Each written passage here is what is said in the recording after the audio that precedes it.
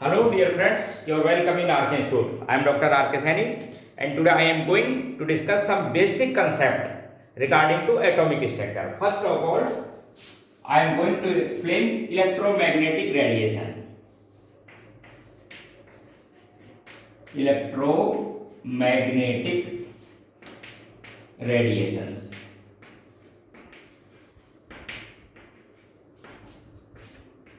Electromagnetic radiations EMR। तो सुनो देख ध्यान से 3 पॉइंट बोलूंगा। First, electromagnetic radiation is a form of energy consisting of oscillating electric and magnetic field. First point हुआ। Second, both fields are perpendicular to each other and radiation travel right angle to both fields. Line समझ गए? यानी दोनों, पहली बात तो ये क्या है, मासलेस रेडिएशन, एनर्जी की रेडिएशन है, कोई मास नहीं होता, oscillating electric and magnetic field होते हैं साथ में। दूसरी बात, दोनों फील्ड कहते होते हैं परपेंडिकुलर। परपेंडिकुलर का मतलब सपोज ये आपके पास में मैग्नेटिक फील्ड है तो ये ऑसिलेटिंग फील्ड, तो ये आपके पास में कौन सा हो गया, इलेक्ट्रिक फील्ड। ऐसे ऑसिलेट करते रहते हैं। सपोज ये इलेक्ट्रिक फील्ड तो ये कहता हो गया मैग्नेटिक फील्ड परपेंडिकुलर, और जो रेडिएशन है वो ट्रेवल करेंगी दोनों के perpendicular and right angle to each other both fields. इस तरह से पहला पॉइंट हुआ। Second point, these are the form of energy, they do not require any medium for their propagation, कोई मीडियम की जरूरत नहीं होती। तीसरा point, they travel with equal velocity like as light and as their velocity is 3 into 10 की power 8 metre per second और 10 की power 10 centimetre पर सेकेंड। समझ गए? अच्छा, अगली बात बता रहा था मैं कि ये जो रेडिएशन है इनके साथ कुछ कैरेक्टरिस्टिक्स होते हैं। 3 पॉइंट बता दिए। एनर्जी रेडिएशन से कोई मास नहीं होता, ऑसिलेट करते हैं इलेक्ट्रिक एंड मैग्नेटिक फील्ड, दोनों फील्ड एक दूसरे के परपेंडिकुलर होते हैं, और ये जो रेडिएशन है ये दोनों फील्ड के राइट एंगल पर ट्रेवल करती है, कोई मीडियम की जरूरत नहीं होती। और अगली बात बताई थी कि इन सबकी वेलोसिटी सेम होती है। इनके कुछ कैरेक्टरिस्टिक देखो आप, characteristics of electromagnetic radiations.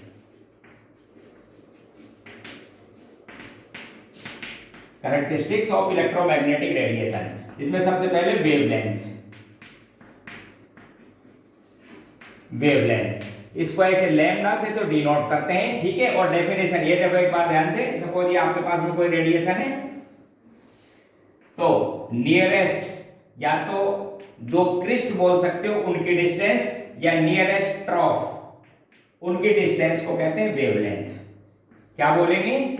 Distance between nearest crest और nearest trough is known as wavelength. Distance है, इसलिए डिस्टेंस का मेजरमेंट आप एंगस्ट्रम में कर सकते हो। वैल्यू बता देता हूं, 1 एंगस्ट्रम इक्वल्स टू 10 की पावर -10 मीटर, 10 की पावर -8 सेंटीमीटर। डिस्टेंस की यूनिट में करेंगे आप, सेंटीमीटर, 10 की पावर -1 नैनोमीटर और 10 की पावर 2 पिकोमीटर। तो आप इस डिस्टेंस को may be nanometre, metre, centimetre, angstrom किसी में भी मेजर कर सकते हो। ये था मेरे पास में वेवलेंथ, पहला प्रॉपर्टी। सेकंड बात बोल रहा हूं, वेवलेंथ के बाद में फ्रीक्वेंसी। Second, frequency. फ्रीक्वेंसी इसको न्यू से लिखते हैं, डिनोट किससे करते हैं, न्यू से। क्या डेफिनेशन है, देखो इधर ध्यान से। सपोज कोई भी आपने एक पॉइंट ले लिया, एक वेव हो गई, एक इसको कंप्लीट क्या बोलोगे आप, इसको एक वेव, एक वेव, ठीक है। तो इसी पॉइंट की बात कर लेता हूं, देखो एक बार ध्यान से। Number of wave pass through a point in 1 second, number of wave pass through a point in 1 second is known as frequency, denoted by nu. तो ये नंबर ऑफ वेव है, कैसे किस में मेजर करेंगे, पर सेकेंड में, मेजर इन पर सेकेंड, और ऑल्सो मेजर इन हर्ट्ज, और ऑल्सो मेजर इन हर्ट्ज। 1 पर सेकेंड बोल सकते हो या हर्ट्ज, एक ही बात है, इनका ये मेजर किया जाता है फ्रीक्वेंसी।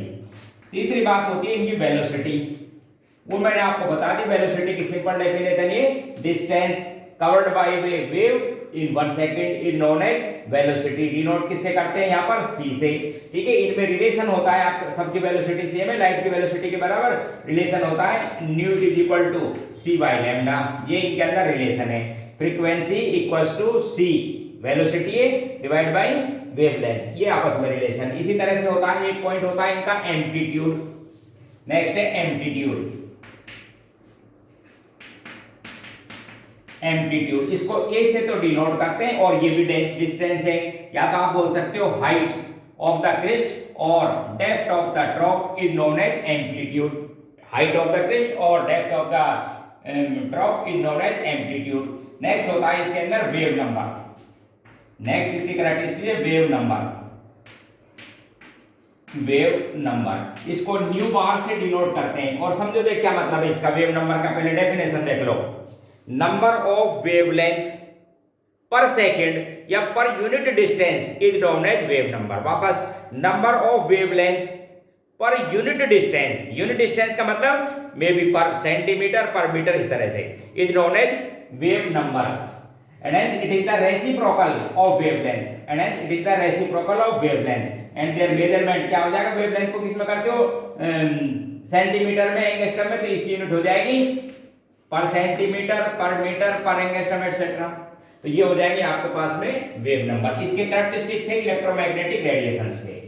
अब इसके बाद में बात करता हूं मैं आपसे क्वांटम थ्योरी ऑफ रेडिएशन। देखो ध्यान से, प्लैंक ने दिया था, दूसरा पॉइंट आपको एक्सप्लेन करता हूं। Quantum theory of radiation. Quantum theory of radiation given by Planck. Max Planck ने इस थ्योरी को दिया था, आप सुन लो ध्यान से। गिवन बाय प्लैंक ये क्या कहता है, ध्यान से सुन लो कि जो इलेक्ट्रोमैग्नेटिक रेडिएशन है इनके अंदर भी ड्यूअलिटी होती है। इलेक्ट्रोमैग्नेटिक रेडिएशन के अंदर भी क्या होती है, ड्यूअलिटी। इसका मतलब कि ये वेव के फॉर्म में भी नेचर बिहेव करती हैं और एज ए पार्टिकल। अच्छा, इनके जो पार्टिकल हैं उसके अंदर मास तो होता नहीं, वो केवल एनर्जी के होते हैं। तो they travel in form of wave and consist small particles, and these particles are energy packets are known as quantums और photon in case of light. यानी ये मतलब हुआ कि ये जो रेडिएशंस हैं वेव की फॉर्म में ट्रेवल करती हैं और किसकी बनी होती है, छोटे छोटे पार्टिकल्स की। ये पार्टिकल कैसे हैं, मासलेस और एनर्जी के पार्टिकल हैं। Massless particle, they consist energy and each particle is known as photon और क्वांटम, और फॉर फोटॉन्स और क्वांटा। ठीक है, और अगली बात ये बताई थी इस मैक्स प्लैंक ने कि the energy of a radiation या energy of a photon is directly proportional, energy of a photon is directly proportional frequency of the radiation। जब आप proportional के साइन को हटाओगे तो कांस्टेंट लिखना पड़ेगा, उसे कहते हैं Planck constant, where h is a Planck constant। h क्या चीज है, प्लैंक कांस्टेंट। वैल्यू, इसकी वैल्यू होती है 6.62 इंटू 10 की power -34 joule second. Joule second ये इस एच प्लैंक कांस्टेंट की वैल्यू है। तो ये आपके पास में क्या थी, एक किसी फोटोन की energy, energy of a photon, और quantum is directly proportional to frequency of radiation. Frequency proportional के साइन को हटाओगे, प्लैंक कांस्टेंट लिखोगे। Suppose n photon, capital N photon present in the radiation, then the energy of radiation is n into h nu, where n is number of photon in a radiation. For example, it contain 1 mole of photon, then n equals to Avogadro constant 6 into 10 की power 26। तो इस तरह से जितने भी photon होंगे उसकी आप एनर्जी कैलकुलेट कर लेंगे। ये था मेरे पास में electronic quantum theory of radiations. ठीक है, अब आगे सुनो, देखो इसमें थोड़ी सी मैं आपको कैलकुलेशन समझा देता हूं, ध्यान से देखो। सपोज आपको एक फोटोन की एनर्जी फाइंड करनी हो तो देखिएगा रिलेशन E इक्वल्स टू था आपके पास में h न्यू की जगह क्या, अच्छा यदि एनर्जी निकालनी है तो फ्रीक्वेंसी रखो और एनर्जी आपके पास में आ जाएगी। जैसे एक क्वेश्चन सीधा सा देखिए, ए रेडिएशन whose frequency is 10 की power 14 hertz, find their energy. रख दो वैल्यू 6.62 into 10 की पावर -34 जूल सेकंड इसकी यूनिट है, और फ्रीक्वेंसी की एनर्जी क्या दे रखी है, 10 की पावर 14 हर्ट्ज।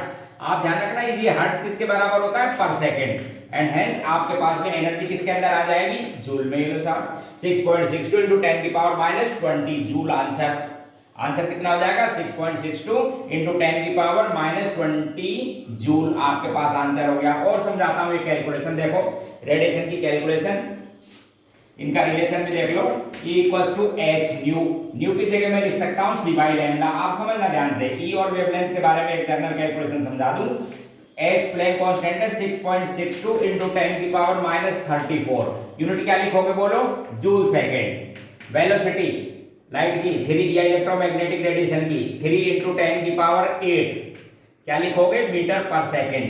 तो आपके पास में ये जो वैल्यू है, अभी इस वैल्यू को लिख रहा हूं, एनर्जी और वेवलेंथ का जो प्रोडक्ट है वो इसके इक्वल होगा। इसको जब आप सोल्व करोगे ना, एनर्जी इनटू वेवलेंथ, आप किसी को फाइंड कर सकते हो आप, तो ये वैल्यू आती है, आपको बता दूं 19.86।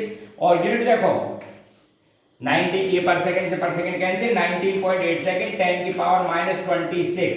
और किस में आ जाएगी आपके पास में यूनिट, जूल मीटर में। किसमें, जूल मीटर में। अब यदि आपको एनर्जी फाइंड करनी है, एनर्जी फाइंड करनी है तो इसको वेवलेंथ से डिवाइड कर दो। देखो यदि आपको एनर्जी फाइंड करनी है तो इस वैल्यू को 19.86 इंटू 10 की पावर -26 किसमें थी, ये जूल मीटर में। बोले साहब आप मुझे तो एनर्जी बताओ, तो आप इसको वेवलेंथ से डिवाइड कर लो, मीटर में होनी चाहिए वेवलेंथ, आपके पास एनर्जी आ जाएगी। वेवलेंथ को किसमें लिखोगे, मीटर में। यदि आपको इसकी वेवलेंथ फाइंड करनी है तो इस वैल्यू को किससे डिवाइड कर दो, एनर्जी से। देखो उससे भी समझा देता हूं, आप समझना। यदि आपने को वेवलेंथ फाइंड करनी है तो ये वैल्यू है 19.86 इंटू 10 की पावर -26। यूनिट ध्यान रखना, ये किसमें, जूल मीटर में। ठीक है, अब मुझे इसकी वेवलेंथ फाइंड करनी है तो एनर्जी लिख देता हूं, यहाँ एनर्जी किसमें लिख दूंगा, जूल में। एनर्जी जूल में लिख दूंगा तो आपके पास में आंसर किसके अंदर आ जाएगा, वेवलेंथ मीटर में। एनर्जी है जूल में, इसको डिवाइड कर लीजिए, आंसर मीटर में। अच्छा आपको एक बात और पता है कि 1 electron volt equals to 1.602 into 10 की पावर -19 जूल होता है। यदि एनर्जी आपको इलेक्ट्रॉन वोल्ट में गिवन हो तो आप उसको कन्वर्ट करेंगे। सपोज ये आपको इलेक्ट्रॉन वोल्ट में दे रखी थी, एनर्जी किसके अंदर है, इलेक्ट्रॉन वोल्ट, तो आप इस इलेक्ट्रॉन वोल्ट में एनर्जी को मल्टीप्लाई करो 1.602 इंटू 10 की पावर -19 से, तो अब ये भी किसमें हो जाएगी, जूल में। इलेक्ट्रॉन वोल्ट को कन्वर्ट कर दिया जूल में, जूल से जूल कैंसिल। अब आपके पास में जो इसको सोल्व करोगे तो रेडिएशन की वेवलेंथ आ जाएगी, इसको सोल्व करेंगे तो ये आता है 12.40, नियरली 12.40। ये इलेक्ट्रॉन वोल्ट में रखी थी मैंने एनर्जी, ध्यान रखना, और इनटू 10 की पावर -7 मीटर में आएगी वैल्यू। तो इतने मीटर आपके पास में क्या आ जाएगी, वेवलेंथ। इलेक्ट्रॉन वोल्ट में एनर्जी गिवन हो तो आप इसको और भी कई फॉर्म में लिख सकते हो, जैसे मैं लिख रहा हूं, देखो इसको लिख देता हूं 1240 इंटू 10 की पावर -9 इलेक्ट्रॉन वोल्ट। ये भी किसके अंदर है, मीटर में। ऐसे भी लिख सकते हो आप, इलेक्ट्रॉन वोल्ट से डिवाइड कर दो, ये मीटर। और आपको पता है 10 की पावर -9 नैनोमीटर इक्वल टू होता है 1 मीटर। इसलिए मैं इस वेवलेंथ को ऐसे भी बोल सकता हूं 1240 अपॉन इलेक्ट्रॉन वोल्ट में एनर्जी किसमें हो जाएगी, ये नैनोमीटर में। ये वैल्यू नैनोमीटर में भी। और आप मीटर एंगस्ट्रम में कैलकुलेट करना चाहते हो तो आप इसको एंगस्ट्रम में भी लिख सकते हो, 12400 अपॉन एनर्जी इलेक्ट्रॉन वोल्ट किसमें आ जाएगी, वेवलेंथ, एंगस्ट्रम में। तो आपको शॉर्ट ट्रिक मैंने समझा दिया।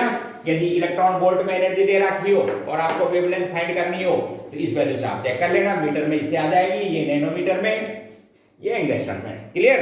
तो ये कुछ थे मेरे पास में इलेक्ट्रोमैग्नेटिक रेडिएशंस और उनसे रिलेटेड कुछ क्वेश्चंस। ठीक है, अब मैं बता रहा हूं आपको, ये जो स्पेक्ट्रम जो होता है इलेक्ट्रोमैग्नेटिक रेडिएशन का, उसको सुन लो। स्पेक्ट्रम ऑफ इलेक्ट्रोमैग्नेटिक रेडिएशन, देखिए spectrum of electromagnetic radiation, EMR spectrum. तो स्पेक्ट्रम का मीनिंग ये कि जो आपके पास में इलेक्ट्रोमैग्नेटिक रेडिएशन है उनका अरेंजमेंट मे बी इंक्रीजिंग और डिक्रीजिंग ऑफ देयर एनर्जी और देयर वेवलेंथ और their frequency, this arrangement is known as spectrum. तो इलेक्ट्रोमैग्नेटिक स्पेक्ट्रम में 8 रेडिएशंस होती हैं। सबसे पहले कॉस्मिक रेज, जैसे ध्यान से सुन लो, मैं सबसे पहले इनको वेवलेंथ की टर्म में लिख रहा हूं, जैसे वेवलेंथ एंगस्ट्रम में दिखा रहा हूं आपको, इनको अरेंज कर रहा हूं वेवलेंथ के इंक्रीजिंग ऑर्डर में। तो कॉस्मिक रेज सबसे हाईएस्ट एनर्जी की होती है, मैं कहता हूं उनकी एनर्जी बहुत हाईएस्ट, इसलिए वेवलेंथ 0 से और 0.01 एंगस्ट्रम तक हो सकती है, उनको कहते हैं कॉस्मिक रेज, यानी एनर्जी हाईएस्ट। हाईएस्ट का मतलब समझते हो, इनफाइनाइट तक हो जाएगी एनर्जी। देखो इधर ध्यान से, क्योंकि आपको पता है कि एनर्जी की क्या फॉर्मूला है, एनर्जी h न्यू और nu is equal to c by lambda, ये दोनों कांस्टेंट, और यदि 0 हुई तो एनर्जी इनफाइनाइट, यानी मच एनर्जी रेडिएशंस, इन्हें क्या कहते हैं, कॉस्मिक। ठीक है, हाईली डिस्ट्रॉय करती हैं। सेकंड नंबर पर होती है गामा रेज। सेकंड पे क्या है, गामा रेज। ये वेवलेंथ के इंक्रीजिंग ऑर्डर में, ध्यान रखना, इंक्रीजिंग ऑर्डर ऑफ वेवलेंथ। ठीक है, गामा रेज। थर्ड पे दोस्तों आती है एक्स रेज, फोर्थ पे आपके पास में आती है अल्ट्रावायलेट यूवी रेज, और फिफ्थ पे आप ध्यान रखेंगे, फिफ्थ पे आती है विजिबल रीजन। विजिबल रीजन है फिफ्थ पे, विजिबल रीजन, जिसकी वेवलेंथ आप ध्यान रखना, ये वेवलेंथ है नियरली 3800 एंगस्ट्रम टू 7600 एंगस्ट्रम तक एज्यूम की जाती है।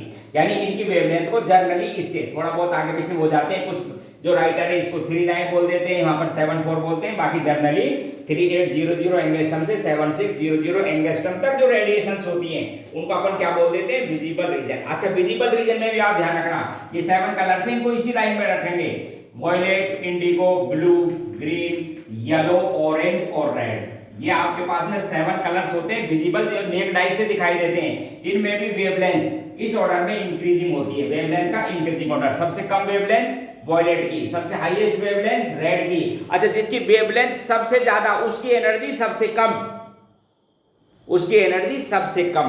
तो ध्यान रखिए, ये था आपके पास में विजिबल। इसके बाद में 6 नंबर पर आता है आपके पास में इंफ्रारेड रेडिएशन, 7th नंबर पर आता है आपके पास में माइक्रोवेव, 7th नंबर पर माइक्रोवेव, और 8th नंबर पर, और आपके पास में 8th नंबर पर आता है, उसके कई नाम है, रेडियो वेव भी बोलते हो उसको, रेडियो वेव भी बोलते हैं उसको, टेलीफोन वेव भी बोलते हैं, टेलीफोन वेव भी बोलते हैं, टेलीविजन वेव बोलते हैं। इनकी जो ये आपके पास में वेवलेंथ है वो होती है 3 × 10 की पावर 7 टू 3 × 10 की पावर 14 एंगस्ट्रम तक की। तो ये 3 मैंने लिखे, एक तो कॉस्मिक की, एक विजिबल रीजन की, और एक रेडियो वेव या टेलीफोन वेव, या आप इसको क्या बोल देते हैं, टेलीविजन वेव। ठीक है, तो ये मेरे पास में इलेक्ट्रोमैग्नेटिक स्पेक्ट्रम था, जिसमें ये 8 रेडिएशंस होती हैं। एक पॉइंट तो मैंने मुझे ये एक्सप्लेन करना था, दूसरा पॉइंट करना था डुअल नेचर ऑफ पार्टिकल या डुअल नेचर ऑफ मैटर।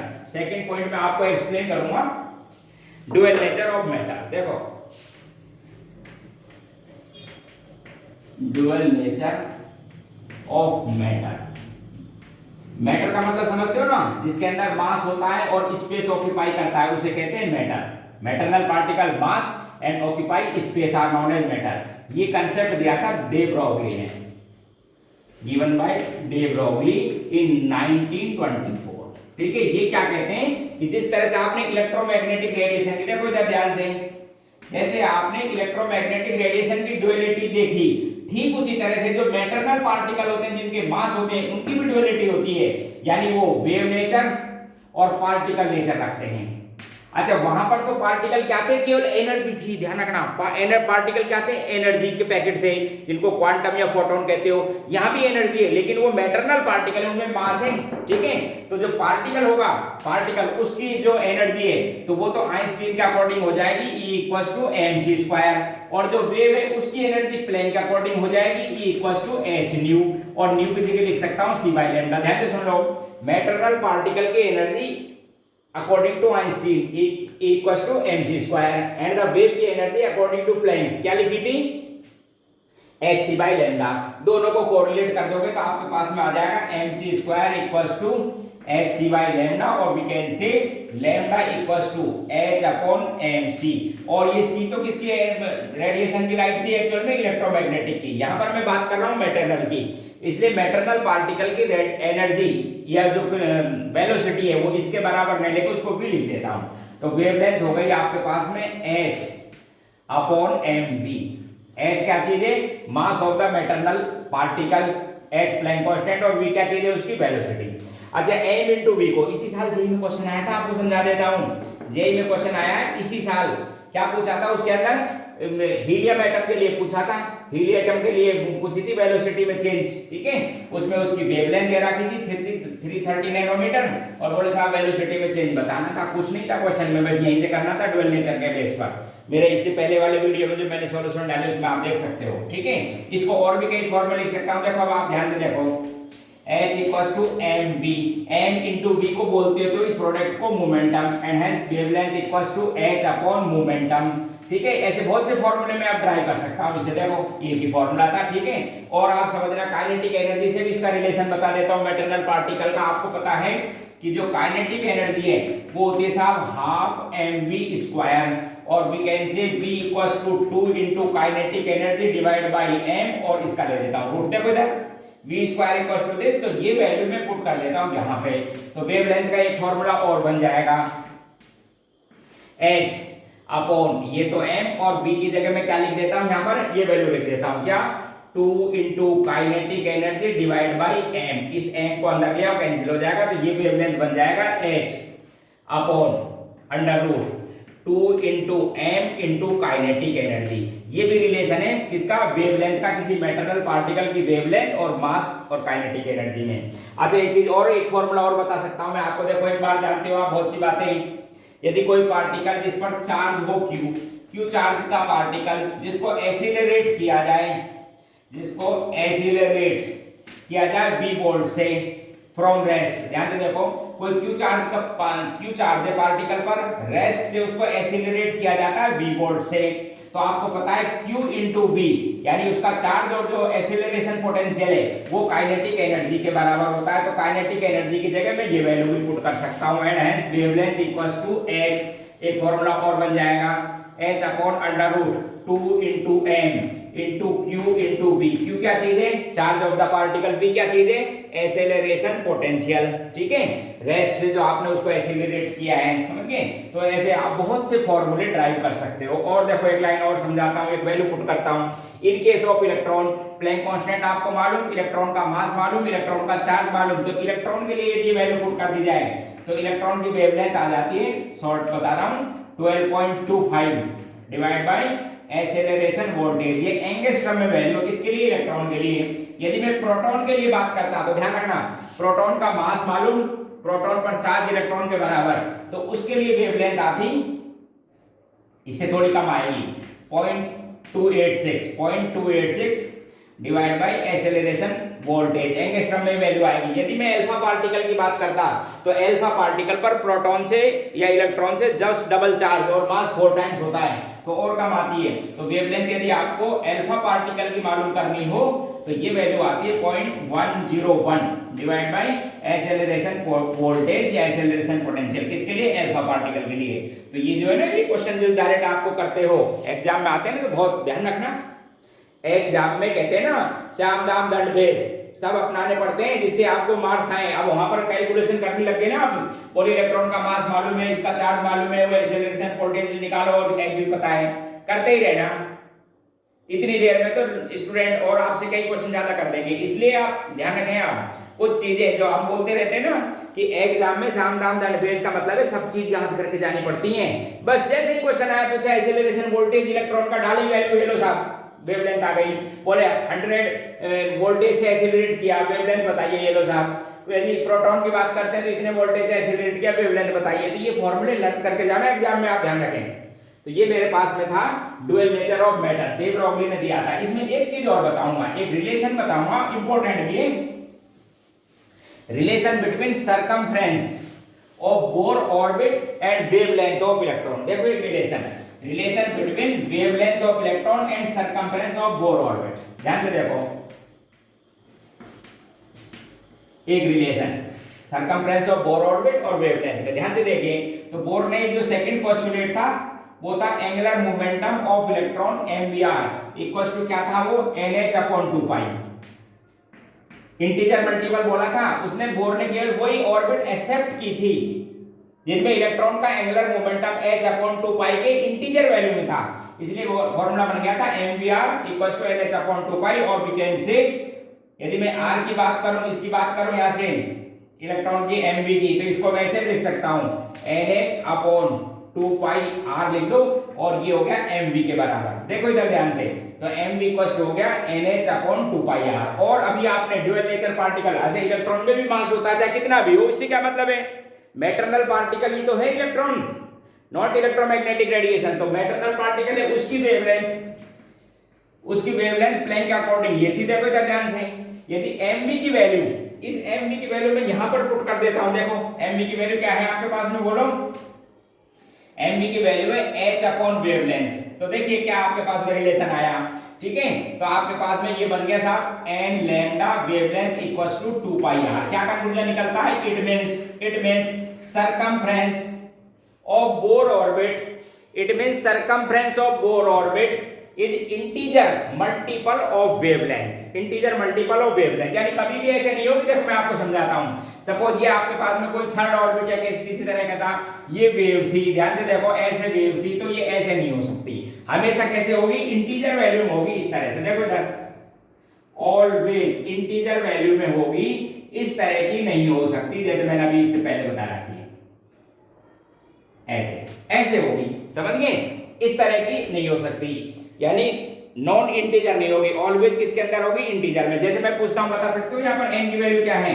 एक वेवलेंथ, देखो इधर एक इसी तरह से ये सेकंड हो गई वेवलेंथ और ये कोई थर्ड, तो यहाँ पर n की वैल्यू कितनी थी, 3, चेक कर लो 3, तो ऐसे ऑर्बिट के लिए आप वेवलेंथ ही बता सकते हो। तो कंक्लूजन ये है कि circumference of A bore orbit is integer multiple of wavelength. Clear? ये मेरे पास में दे बरोबरी का था। 2 पॉइंट और बताऊंगा छोटे छोटे, एक बताऊंगा मैं फोटो इलेक्ट्रिक इफेक्ट, बिल्कुल सिंपल, एक फोटो इलेक्ट्रिक इफेक्ट, ये छोटे छोटे शॉर्ट नोट के फॉर्म आते हैं, क्वेश्चन भी बनते हैं। देखिए आप, फोटो इलेक्ट्रिक इफेक्ट, तो आप समझो किसी मेटल पर, ये था मेटल, किसी मेटल पर कोई रेडिएशन स्ट्राइक की जाए पर्टिकुलरली फ्रीक्वेंसी की, जिससे मेटल की सरफेस से इलेक्ट्रॉन एमिट हो, then these electrons are known as photo electrons and this phenomena is known as photo electric effect. तो आप ध्यान से सुन लो, ए रेडिएशन ऑफ डेफिनेट या certain frequency by which emission of photoelectron at the surface of metal, then this radiation, then the frequency of the radiation is known as threshold frequency। क्या नाम बोलेंगे इसका, threshold is known as threshold frequency, frequency and the related energy, and the related energy is known as threshold energy, threshold energy. और क्या कर दिया इसने, काम कर दिया, क्या वर्क कर दिया, बोलो इलेक्ट्रॉन को बाहर निकाल दिया सरफेस से, तो it is also known as work function. इसको और क्या कहते हो आप, work function, it is also known as work function. ये था फोटो इलेक्ट्रिक इफेक्ट। अब एक बात ध्यान रखने की, ध्यान रखना, जब आप थ्रेशोल्ड फ्रीक्वेंसी की कोई रेडिएशन स्ट्राइक करते हो मेटल की सरफेस से, तो मेटल की जो न्यूक्लियस है, उसके आउटर मोस्ट शेल का जो इलेक्ट्रॉन है, उसका अट्रैक्शन खत्म हो जाता है। क्या हो जाता है, उसका अट्रैक्शन खत्म।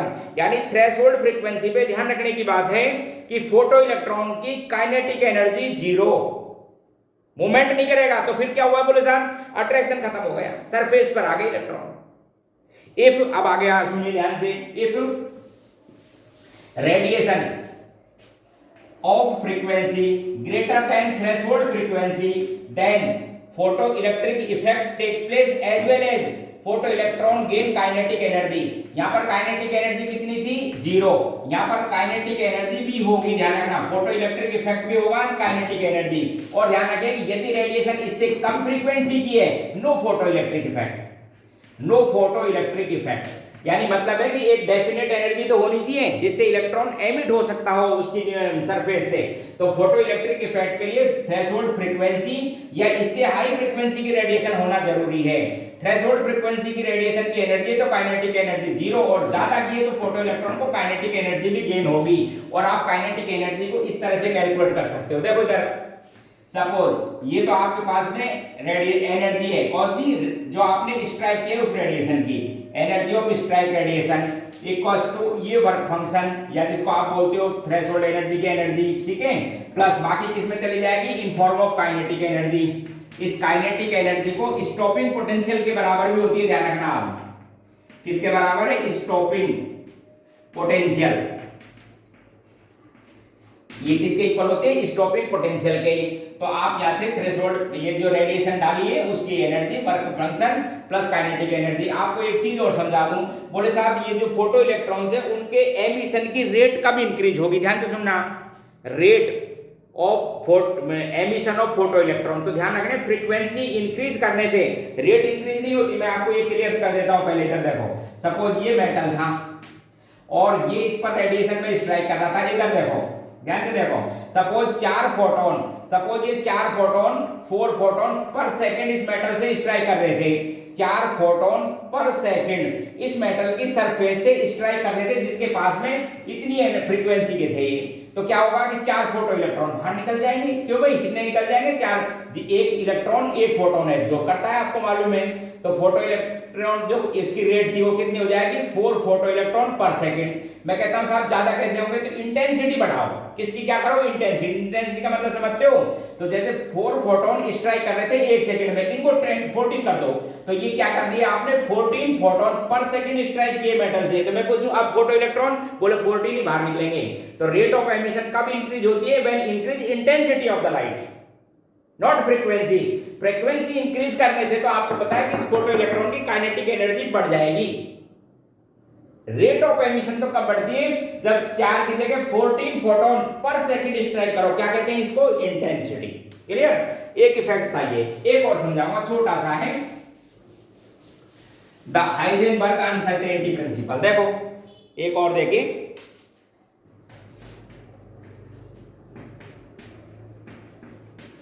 Heisenberg uncertainty principle. एक छोटी सी बात ध्यान से सुन लो। माइक्रोस्कोपिक पार्टिकल के लिए मैं आपको समझा दूं। माइक्रोस्कोपिक का मतलब ऐसे पार्टिकल, इलेक्ट्रॉन जैसे, जो हमको नेक्ड आई से दिखाई नहीं देते। आप समझ लो ये इलेक्ट्रॉन है, ठीक है। माइक्रोस्कोपिक का मतलब मुझे नेक्ड आई से तो दिखाई देता नहीं, तो फिर किससे देखूंगा मैं इसको? इसकी पोजीशन सपोज मुझे फाइंड करनी है, तो मैं क्या करूंगा? इस पर कोई माइक्रोस्कोप, इलेक्ट्रॉन माइक्रोस्कोप वगैरह से कोई रेडिएशन डालूंगा, जिससे क्या है इसकी पोजीशन, मेरे को स्पेक्ट्रम बनेंगे, स्पेक्ट्रोस्कोप से मालूम किया जाएगा। इनकी स्टडी को बोलते हैं स्पेक्ट्रोस्कोपी। तो मैं किसी रेडिएशन डालूंगा, आप समझना। जैसे ही मैंने इस पे रेडिएशन डाली तो आपको मालूम है रेडिएशन में तो भाई एनर्जी होती है। तो ये जो इलेक्ट्रॉन है उस एनर्जी को गेन करेगा। तो पोजीशन, जिस मूवमेंट पे मुझे पोजीशन चाहिए थी, जिस पर मैं मेजर करना चाह रहा था, वो एग्जैक्ट पोजीशन नहीं आएगी, थोड़ी सी क्या बनी रहेगी उसके अंदर? अनसर्टेनिटी। और आपको पता है कि वेलोसिटी चेंज हो जाएगी। इसकी जो वेलोसिटी थी v, जैसे आपने रेडिएशन डाली उसमें भी एनर्जी है, तो वेलोसिटी चेंज हो जाएगी। जब आपको पता है वेलोसिटी चेंज हो जाएगी तो मोमेंटम चेंज हो जाएगा। और पोजीशन की बात कर रहा हूं तो एग्जैक्ट पोजीशन नहीं आएगी। तो आप सुन लो, देख हाइजेनबर्ग प्रिंसिपल क्या कहता है अनसर्टेनिटी का। To measure the exact position and momentum of a microscopic particle in exact is impossible. यानी किसी माइक्रोस्कोपिक पार्टिकल का एग्जैक्ट पोजीशन और एग्जैक्ट मोमेंटम साइमल्टेनियसली, साइमल्टेनियस मतलब समझते हो ना, एक साथ मेजर करना इम्पॉसिबल है। यानी दोनों में अनसर्टेनिटी बनी रहेगी। रीजन मैंने आपको समझा दिया, क्योंकि ऐसे पार्टिकल की पोजीशन और वेलोसिटी मेजर यदि की जाएगी तो पोजीशन के लिए आपको क्या करना पड़ेगा? कोई पार्टिकल रेडिएशन स्ट्राइक करनी पड़ेगी, जो इसका आपको फोटोग्राफ बना के देगी स्पेक्ट्रम में, जिससे पता लगती है। तो उसकी एनर्जी से इसकी पोजीशन भी है। अब ये कहता है कि if uncertainty in position is delta x and uncertainty in their momentum is p, then their product is nearly greater than h upon 4 pi according to Heisenberg। Line समझ लो। यदि पोजीशन में अनसर्टेनिटी सपोज डेल्टा एक्स और momentum में delta P हो, तो उनका जो product है मल्टीप्लिकेशन वो h अपॉन 4 पाई के बराबर या हमेशा इससे ज्यादा ही रहेगा, ऑलवेज इक्वल और ग्रेटर देन। समझ गए? अच्छा, आप इसको ऐसे भी बोल सकते हो, इफ देखो इधर ये किसमें? मोमेंटम में जो अनसर्टेनिटी किसकी वजह से थी? वेलोसिटी में। तो डेल्टा एक्स पोजीशन में अनसर्टेनिटी, ये वेलोसिटी में। तो मैं इसको ऐसे भी लिख सकता हूं h upon 4 pi into m। फिर समझो, जितना मास कम होगा, जितना पार्टिकल का मास कम होगा, अनसर्टेनिटी का प्रोडक्ट उतना ही ज्यादा होगा। अनसर्टेनिटी का प्रोडक्ट उतना ही ज्यादा होगा, ध्यान रखें आप, ठीक है। और बताता हूं एक लाइन देखिए, यदि एक में डेल्टा x इक्वल्स टू, यदि एक में यदि फाइंड करनी हो तो h upon 4 pi m into uncertainty in velocity, velocity में अनसर्टेनिटी और ये तो एक दूसरे के इनवर्सली प्रोपोर्शनल। मतलब समझते हो, यदि पोजीशन में अनसर्टेनिटी ज्यादा है तो उसकी वेलोसिटी में अनसर्टेनिटी कम होगी एंड वाइस वर्सा। अब मैं कहता हूं कि अनसर्टेनिटी में uncertainty in position is zero, तो दूसरी अनसर्टेनिटी इनफाइनाइट, इसलिए एक दूसरे के इनवर्सली प्रोपोर्शनल होते हैं। तो ऐसे क्वेश्चन आते रहते हैं। देखो ऐसे पूछ लेते हैं, मैं आपको समझा देता हूं क्वेश्चन। देखो एक बुलेट है जिसका मास है 5 ग्राम, एक गन की बुलेट जिसका मास कितना है? 5 ग्राम। उसकी वेलोसिटी विद इन, ध्यान से सुनो, the velocity of the bullet within 1 × 10⁻⁻⁶ metre per second within बोल रहा हूं, इसमें है यानी ये अनसर्टेनिटी है, find the uncertainty in their position. तो देखो इधर ध्यान से, h की वैल्यू मालूम, h की वैल्यू, ठीक है, आपको ध्यान रखना चाहिए जो ये h होता है ना, जो ये जूल सेकंड होता है, ये आपको बता दूं किलोग्राम मीटर स्क्वायर पर सेकंड के बराबर भी होता है, ध्यान रखें आप। जैसे अभी आपने दे ब्रोगली में कैलकुलेट किया था ना, उसी से यूनिट आ जाती है। एच मास को किसमें लिखेंगे, किलोग्राम में, और अनसर्टेनिटी वेलोसिटी को किसमें लिखेंगे, मीटर पर सेकंड में। ये अनसर्टेनिटी है, विद इन बोला है मैंने, their velocity within 1 × 10⁻⁻6 metre per second. यहां रख दीजिए, क्या आ जाएगी उसके आपके पास में, उसकी पोजीशन में अनसर्टेनिटी फाइंड कर सकते हो आप। तो ये आज के छोटे टॉपिक थे जो बेसिक टॉपिक बोले जाते हैं एटॉमिक स्ट्रक्चर से। जैसे क्वांटम वगैरह जब करते हैं ना अपन स्पेक्ट्रम, तो वहां पर ये रेडिएशन वगैरह के क्वेश्चन आते रहते हैं, इनको तैयार करो, ठीक है। आज की बात यहीं पे एंड करता हूं, अगली क्लास में और बात करेंगे। चैनल को देखते रहा करो, उसके लिए नए नए टॉपिक मालूम करने के लिए आप सब्सक्राइब कर लो, आते रहेंगे। ओके।